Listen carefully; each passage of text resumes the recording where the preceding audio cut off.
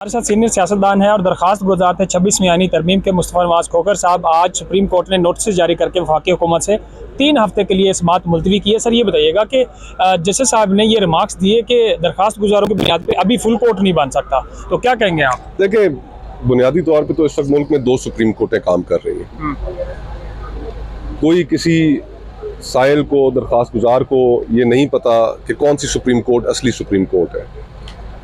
मैं दरखास्त गुजार हूँ, मुझे नहीं पता कि मैं आज कौन सी सुप्रीम कोर्ट के सामने पेश हुआ। इस मामले को सुनने के लिए फुल कोर्ट बननी चाहिए, यही हमने इस्तदा की। पूरा निज़ाम पैरालाइज हो चुका है, लीगल फिटर्निटी अप इन आर्म्स है, और इस तरह की मज़ाक़-ए-ख़ेज़ अमेंडमेंट के नतीजे में जो बेंच क्रिएट हुआ है वो कैसे इसको खुद सुन सकता है। तो यही इस्तदा उनके सामने रखी। कानून का बुनियादी प्रिंसिपल है Nemo judex causa sua, man cannot be a judge in his own cause. If a man cannot be a judge in his own cause, how can this constitutional bench judge their own cause?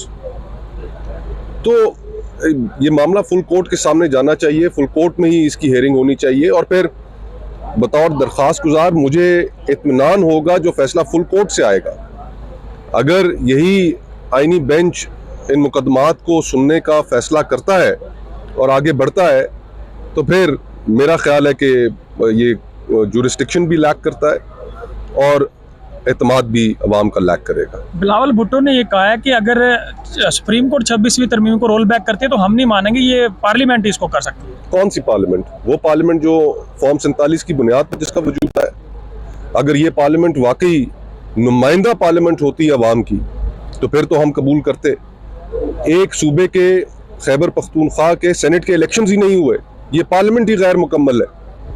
Full court ने फैसला किया कि जो reserve seats हैं वो जिस जमात की हैं उसके हवाले किया जाए। आज तक वो फैसला इंप्लीमेंट नहीं हुआ, तो हम कैसे कह सकते हैं कि ये पार्लियामेंट मुकम्मल पार्लियामेंट है?